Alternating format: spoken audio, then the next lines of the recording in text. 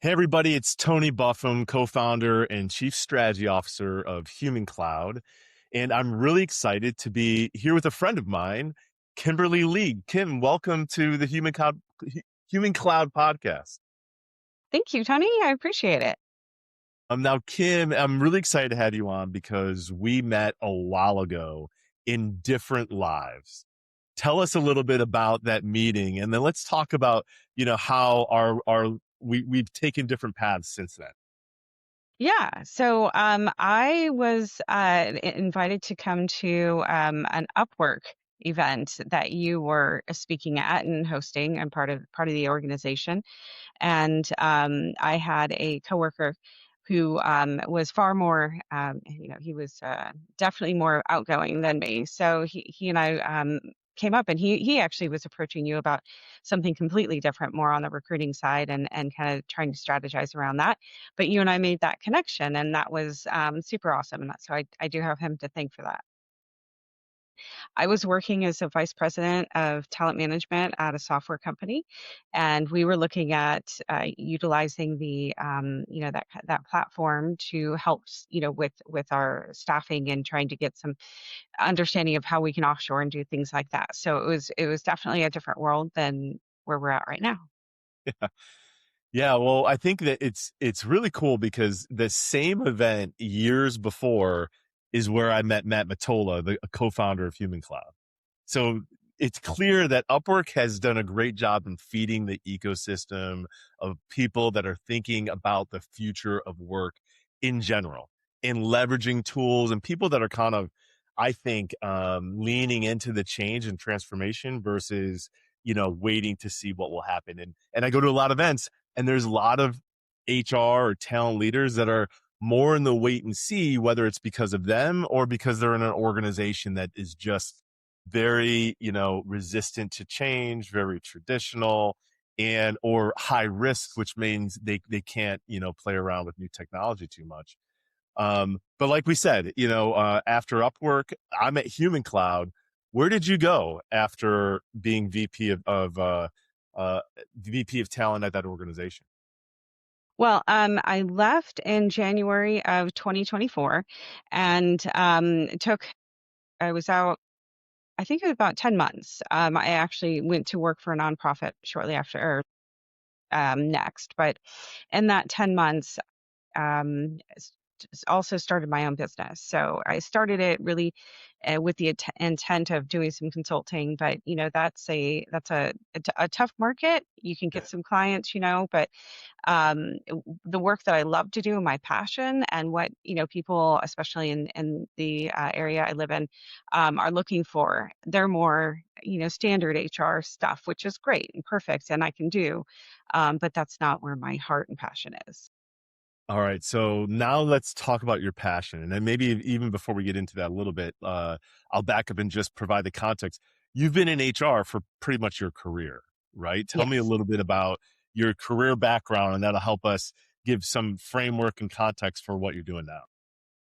Yeah. So my started my career in HR as a kind of a mistake. It wasn't a mistake, but I was putting myself By through accident. college Maybe that's by what I mean. accident. There we go. That's Yeah. a better one.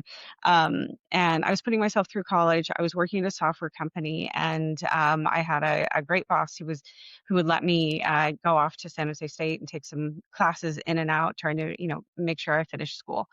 And I was working in HR. I started as like an HR admin, and just kind of by the time I graduated college with my degree in liberal studies, because I wanted to be a teacher, I was in HR and I was loving it. And so I ended up, eventually going back to school to get my MBA. But um, in the meantime, I left college and had a job that was great. I had a boss that was great. I worked at a software company in Silicon Valley.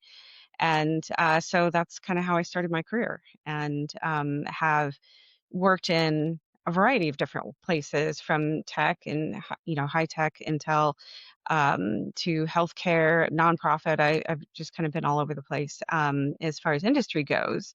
But I think that gives me a breadth of knowledge as far as things that are things that are challenges across the board. Doesn't matter what industry it is, doesn't matter who's in, who's in charge, any of that, who's funding it. There's some commonalities within the HR space that I think that any HR practitioner comes across.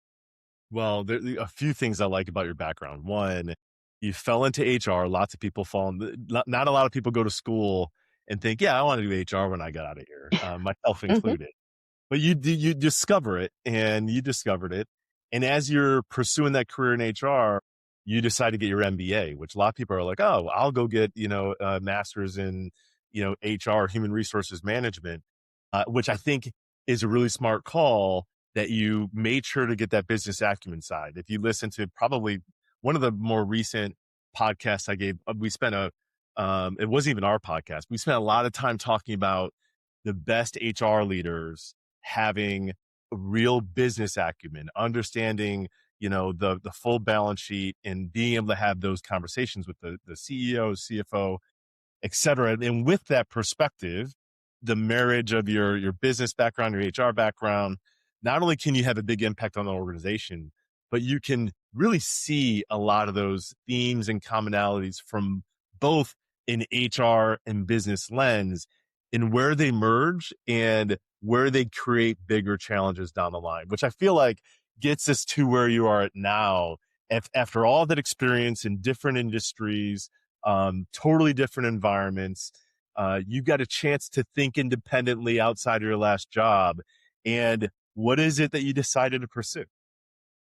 Well, I first started with a book, and I think that, in taking the time between, looking for a job and consulting, keeping myself busy. So I really just started to jot down ideas. I didn't know that I was going to write a book, and it kind of came out. I was talking to a peer here in the Sacramento area, and he was really encouraging. He's like, you just do it, and it helped me kind of form that a whole plan, and really go from just writing just write, um, to writing a book. In the course of that, the book itself is kind of a playbook. And one thing in leading a whole bunch of L&D teams, and a lot of those programs and coaching and doing a lot of that stuff within my career, I think it's kind of common. There's two common themes. People get promoted into a management role who have no training. They have really good at their job, and there's a career path, and that's next level, and they don't do a lot of training, and organizations don't invest a lot, or they do. They might do a leadership workshop, or we used to have a power school. I built out a whole series of management, kind of prep. But once you get there, it doesn't it you it's hard to keep it going. It's hard to Yeah. keep that front of mind. You get back to work, and all of those great things that you learned, and you get inspired, and you take away, and all your notes and everything else, you get back into the daily, and you default into what you had been doing, because that's just how we are as humans. So I took the book and I created an app. So I have an application, and this is, I guess, where some of that IT comes in from the MBA, and some of those other things. But and I just fully have embraced AI. So I went out and figured out how to create this app myself, and it's based on the framework of my book. And the whole purpose, the whole thought process between those two things is the app is great, and certainly can stand alone. But if you have a book and then you have a tool to help you keep that going, hopefully that training and that thing, everything sticks. I like that. It all feeds this ecosystem, and you're putting all the pieces together to allow organizations not only to just implement coaching as a practice, which, or I shouldn't say coaching, leadership development, as a practice, and coaching along with it, but to sustain it. And to your point, that's often what the fall off is. And I'm sure a lot of L&D folks can attest to. They put together these great management training programs, kind of in hopes that at least a third will stick, so that when they come around for the next tranche, maybe they can build on that. But you don't want to be wasting, like, think of the time that you invest in pulling leaders out of their roles so you can do some training with them, just for them to go back and now a bunch of that is lost either in translation or just in they're busy. Like you get them into development mode, then they go back to operator mode, and it's kind of like flushed out of their brain as they just get back to running the business. So tell us a little bit about how you've tried to integrate that sustainability with the combo of the app, the book, and really within this whole system. Yeah. So, and kind of another iterative process, which I think that these come about. This has been, I will say, about 2 years now, and I came to the idea of putting the consulting back into my business. Meaning, the book is great.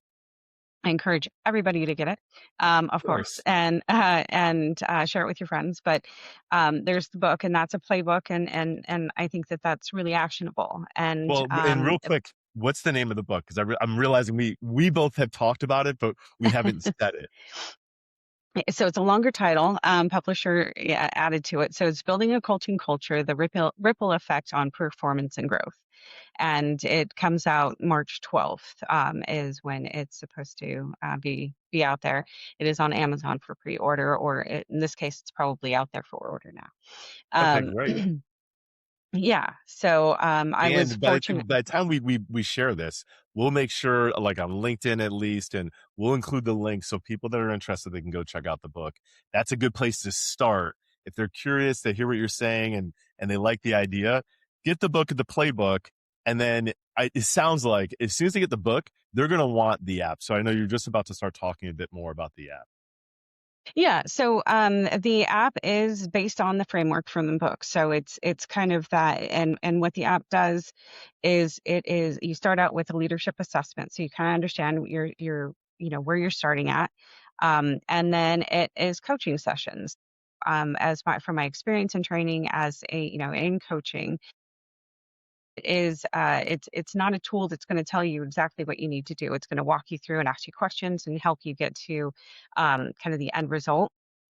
There's whether it's for one-on-ones or your own development, you just want to figure out better communication, whether you're a project manager and you're leading a project more than people. um, it has different kind of levels for whatever you're looking for. Ends up with actionable items. So you have this, you schedule it just like you would a regular coach. And you can attach it to your computer, your calendar, I should say. So you have regular coaching sessions. So it stays top of mind. It stays invested. It can help you prepare for meetings and one-on-ones and all of those things ahead of time, so you feel more prepared. But it's really taking that the information from the book, which is truly a playbook, but putting it into a real life, actionable tool to help develop. I like so it, and this is an AI based tool, so it's very customized and very conversational for the person that's going through the training or the sustained coaching. I like that you described it helping you prep for different events that happen throughout your week, not just like executive presence. Like it's not just, which there's nothing wrong with that. That's an important thing to coach on, but it's so much of executive coaching is around career coaching and around kind of the broader more strategic thinking. Um, this sounds like they can leverage it also for just kind of day to day, which is to your point, when you get promoted and you have to start doing these things, you don't have experience.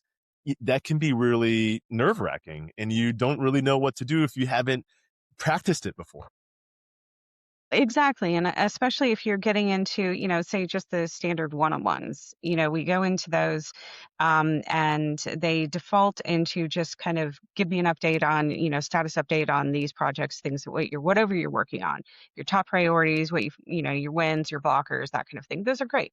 But one thing I think managers, and until they get it, um, don't understand is that's also a development opportunity for your staff. So leading into that conversation, you can kind of plan out that meeting. if you're planning for a difficult conversation, maybe it is a coaching opportunity where you have an employee who needs some development on that side. You can play out and role play those scenarios and kind of come away with some a conversation starter and how to manage that. And then you can follow up with the coach and let it know how it goes. So is that iterative process as well? Because it's that Claude AI Yeah. based, so it will learn and grow with you, but still within the framework of my book. Yeah, I'm glad you mentioned Claude because there's a lot that we do within Human Cloud. I mean, we're a little startup, just a handful of people trying to make the best. And so, of course, the more that we've experimented with Claude, especially for us on the marketing side, the more that we've been like, oh, wow, what else can we do? I would think even just 5 years ago, if you were like, this book is great, but man, it'd be great if there was a tool to go along with it. The idea of breaking through on the development side would have been like, oh, am I going to have the resources? Am I going to have the time to really get this together so that these align the right way? But as we all know, Claude and other tools has accelerated that, like, and made it so accessible like nothing else. And this whole time I've been thinking, I want to know more about your journey in both writing the book and creating the app and coming up with this system, because I think a lot of folks listening not only care about the tool and the capabilities that you created, but I think they also care about, wow, how did you do this? Because there's probably HR folks out there that are really inspired by this story, and have thought about consulting, but also recognizing these days consulting alone probably isn't enough. So maybe let's Right. start with the book. Just we talked a little bit about the motivation to write the book when you had a little more time, but what was that experience like? How you know just tell us about what Yeah. that journey of writing the book was like first. Well, so I used AI, and I think truly AI made it something that was actionable for me. I put all the writing in. I did, so everything is mine. I will say that. But doing some research, it's like help me find, and then of course you have to validate. I will say that you have to trust and verify what they say. Yeah, But help me go out and do some of this research. Like help me find some stats on what I'm saying here, and then go out and look for it. But it is kind of that research partner for you and thought partner as well. I use it as that is very much as do you think that this would how do you think that this would play out? And I know they also want to be your friends. They support you, but I find that depending on how you ask the question, it will give you some answers, and then sometimes it goes off, as long as you know your boundaries and that you can't just say, okay, I think that there was an attorney just recently, a second attorney, who just got in trouble for using AI to write draft something for court. You can't do that. But certainly I was able to put the framework in and kind of do some editing and revisions and thought process, thinking partner kind of thing, with AI. So, and I use different tools, trying to make sure it was balanced and, as far as the research goes and even editing and where I could add more or, kind of I rambled too much, that kind of thing, which I tend to do. yeah. And listen, we all do, especially HR folks. I have a reputation for Yes. that. And it's not like you just did this all in a vacuum. You're still working with a publisher. You're getting feedback, and so there's multiple humans in the loop. But what was it surprising to you? I mean, you've worked with LLMs before, so maybe not dramatically, but just like you said, it sounded like it made writing the book that much more accessible, where maybe it would have felt like a bigger hurdle before. Is that maybe the kind of uh, biggest realization, or were there other kind of surprises along the way in that journey? Well, I think for me, a lot of it was having I'm sorry, my cat would like to join our It's all conversation. right. So, We've had um animals on the podcast many times. so it was you know, to say it was a thought partner, it really was. It was, being able to have a conversation, Yeah. with someone as I'm going through that, and it helped me, keep going with the process. So, as with many things, when you're trying to create, those ideas come at different places, you in the grocery store. Oh my gosh, I really, so you try and jot something down. And then I was able to use the tool to kind of flesh out that idea. And yes, I had, my publisher and the editors and that kind of thing. All of that went through. I certainly had some of the people in the book, as case studies, review it and let me know kind of like what their thoughts were. And so again, that iterative process, getting feedback along the way, not just, here's what I think is my final product. So Yeah.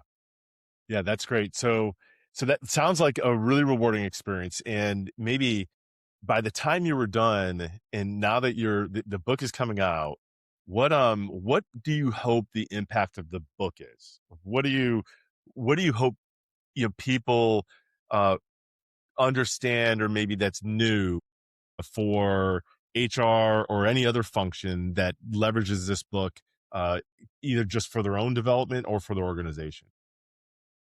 I think, I'll just say there's a lot of chaos going on right now, and I feel like if I can make a difference at the workplace, Yeah. maybe people will be a little happier in life. I don't know. I have some lived experiences where, you have a really difficult boss, and the work environment isn't great, and it's the impact that it has on you, personally, and how you leave that, how it, really how it impacts how you feel about yourself.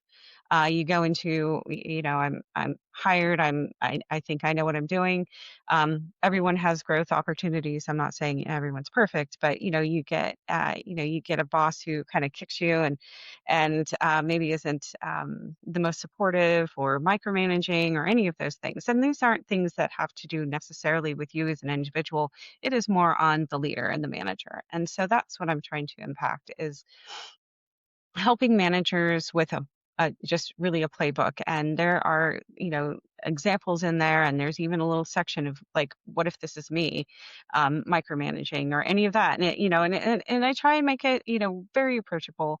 There's theory in there and there's statistics, but it's the book, is here's kind of, we'll talk about coaching. I lead with Bill Belichick and Andy Reid. So I bring in sports, because there's a thing about coaching that happens with, top athletes or college athletes, or even me as a high school swimmer, um, that happens. And it's just an ongoing, I want to do my best. I'm there to do something.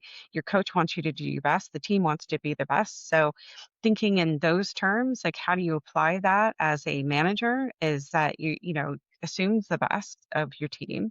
And if I can coach and develop them and have that great relationship and that, a really good team, you're going to be more productive. You're going to accomplish a lot more.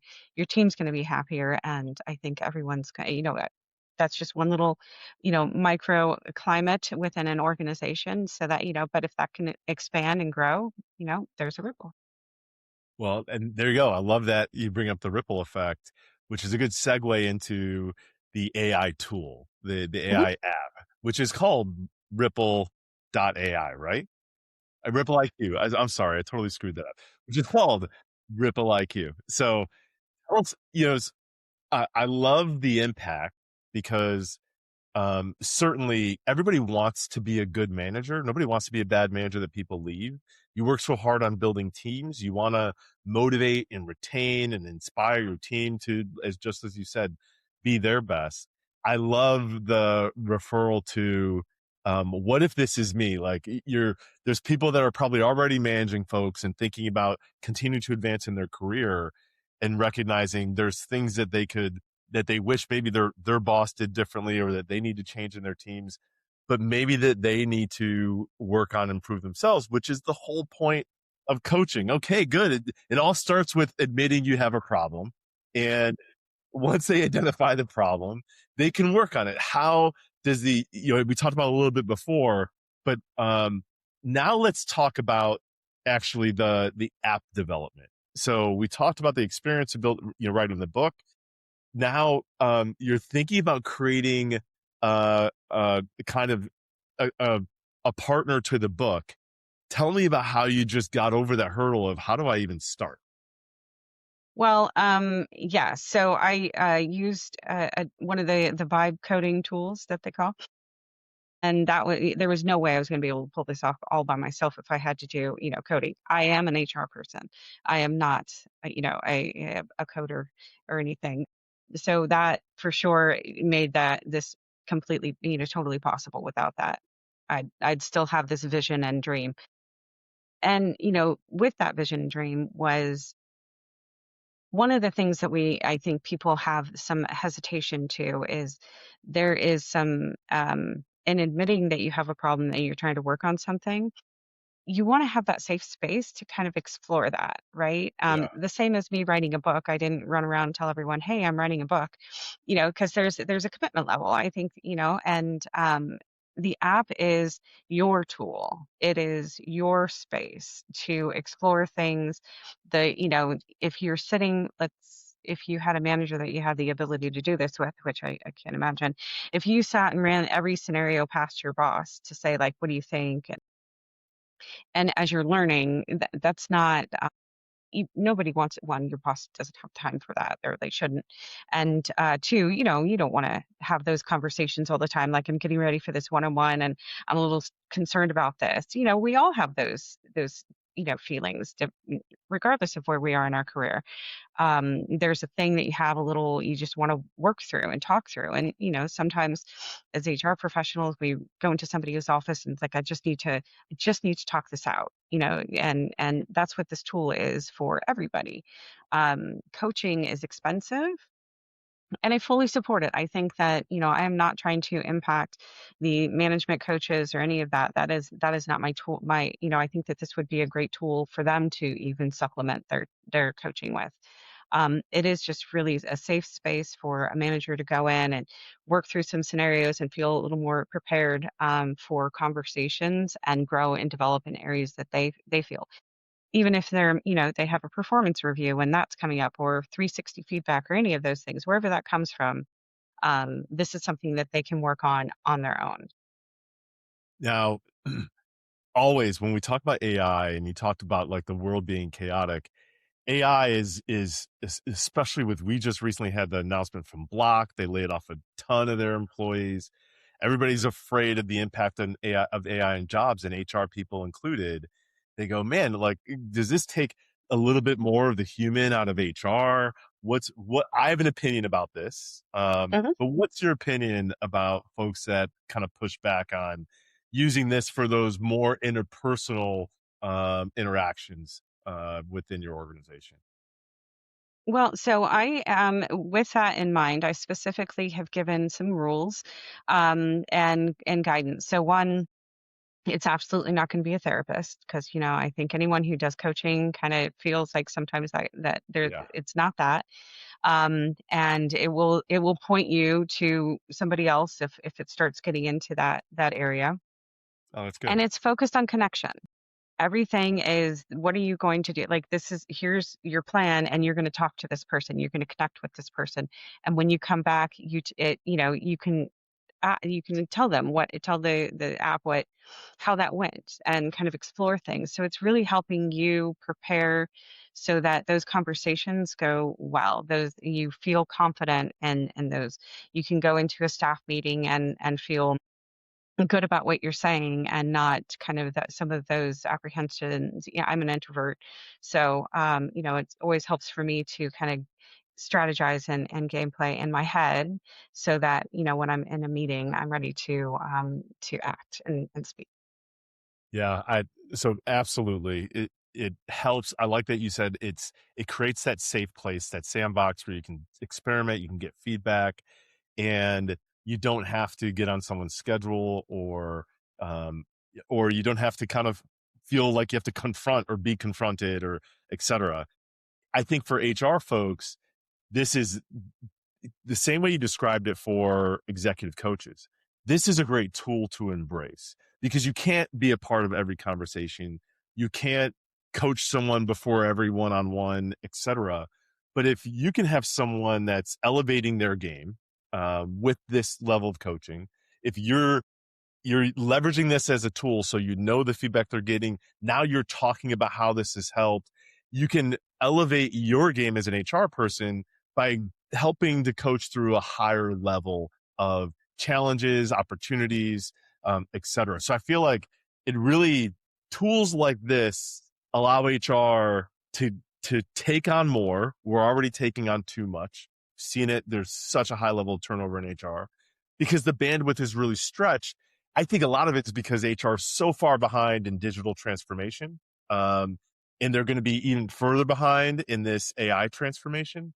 So finding tools that they can leverage rather than be threatened by will give them so much more opportunity to be productive, have a bigger impact on the organization. But I think more importantly, as Robin Jasuthasan and John Boudreau talk about, but Robin, I think I should say Robin especially did a really cool analysis of what he thought the impact of AI was going to be, pre and post on HR. And it's, we're going to do more of what we want to do in HR, which is the higher level engagement interaction with our teams, with our managers, and overall for the business. So with that, what does the ecosystem application of this look like in practice? So someone that's listening and thinking, this sounds cool. How does it all work together? How should I think of that ecosystem if that's something I want to dig into? Yeah, so the ecosystem is kind of the two end caps that we talked about, the book and the app, and then in between, as a service that my company provides is working with HR leaders or whomever is and looking at org health data, and trying to strategize what the organization needs for this. Start with reading the book. That's your homework. And, my homework is to do the analysis and come up with some strategies on what we're going to be focusing on. Run a couple of workshops. Now, all of that is very standard, right? You do the analysis, come in and do the workshop. Where it differs, there's the book, there's the workshops, and then there's the application. And then we can take data from those and go back to you as a CHRO or head of an organization and look at the impact and look at how the tool is being used. And we can go 30, 60, 6 months out and look and track how the progress has been, as opposed to, because we have the data in our app. We have my longer term is, an enterprise edition. I don't have that yet. Still, just me. But once I can get to that point, it would, the goal is to have dashboards and things like that, so leaders can actually continue to manage and track the utilization and the progress. But I like that, at least right now, they can partner with you directly and really understand what what the gaps are, how this is helping to fill those gaps. And then not only that, how then do you share that with the rest of the organization? Are there a couple of, we're all metrics driven. Are there a couple of, or a handful of metrics that you feel like those that are thinking, oh, I'm going to have to justify this ROI. What are the key metrics that they'll want to focus on, or that you think you can help them impact? Well, I think the difference in the approach is looking at the type of leadership you have. So if we do, I have an enterprise level assessment. So if we do that within the organization, and then we can, similar to, how DISC and things like that, you can look at, do you have a lot of coaches here? What are your different leadership styles? And how does that overlay with the impact of your team? Does this team seem to have a lot of turnover more, looking at that org health? So taking the data that I have and the data your organization has, and does this overlay? And then we can track those specific, every organization has a different problem. They might all feel the same. We have high turnover or whatever. But the reasons, you and I both know, the reason for that turnover isn't always the same. And so helping to specifically focus on those areas within that management gap, which, as we started out talking about, there's just a lot of people get promoted to be a manager. That's part of the career path, but organizations just don't have the money and the funds and the resources to do the in-depth training that those folks need. And that's kind of where that gap is, and how we can fill that. Yeah, I think I can think, unfortunately, in my own experience, of a lot of situations where we promoted somebody because they were the best one on the team, and then there was a gap, there was some kind of leadership vacuum, and we put them in that role, and then they struggle in the role, and we end up letting them go, and we're kind of or demoting them or moving them into a different role. I kind of felt like, man, maybe we shouldn't have promoted them, or maybe we should give them more tools to help make sure they were successful once they're in the role. And too often, we're moving at a million miles an hour, trying to keep up with all the changes in the organization and just get people slotted. And you just want everybody to step up and be their best. But how much does it just stink to have that kind of turnover, especially when it could have been avoided with a little bit more investment or the right tools available to scaffold them in this transition? Exactly. That I think that is it's always a really difficult thing, and they leaders will wonder, like, I don't understand. They were doing great until this point. Managing is a whole different, it's just a whole different skill set, and it's not one. There might be people who are natural leaders, but that doesn't mean they know how to manage. Doesn't mean they know exactly how to do Yeah. that. They know how to get people together, but everybody needs a little coaching and training. There's I have seen previous organizations where somebody who's a micromanager gets way up there as into the C-suite, or high level, and that micromanagement got them to a certain level, and now they're in a position where that's how they think that is how they're going to have to continue. And if you are on an executive level and you've got executives underneath you, um, everybody has, we've all grown and developed, and so don't need a micromanager. We need a leader. One of my clients that I support, I told her, we need you to steer the ship, not row the boat. And, I think that there's that gap, and, helping when you're further down, understand that, there's the delegation, and there's some of those other pieces that, you have to build that trust. You have to understand how to make that happen. And then you can see how the impact and the benefit that you and your team get. Because who Well, I wants like to the do idea. everything? Micromanaging is a really good example or use case because I like the idea of I'm just thinking in prepping for one-on-ones or following up from those. That can be such a micromanagement moment, especially for those of us that that's the early part of my career. I feel like as a manager, I was very micromanaging because I felt like, well, that's why I've been promoted because I know how the right way to do things. So I just got to create a bunch of little mini me's. And then, you mature, you realize, no, everybody's good. Everybody brings their own different things to the table. Let's figure out what's best and then help that blossom versus try to control. And that's takes a lot of feedback and coaching, and your employees or your team members probably aren't going to give you the feedback.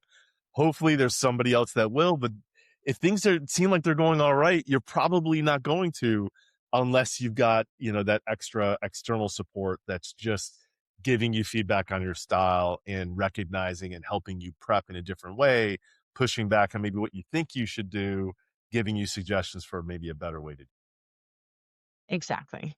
So what's the best way? So as we're wrapping this up, what's the best way for folks to get in touch with you to learn more about the all that this ecosystem that they can use? Where do you recommend they go?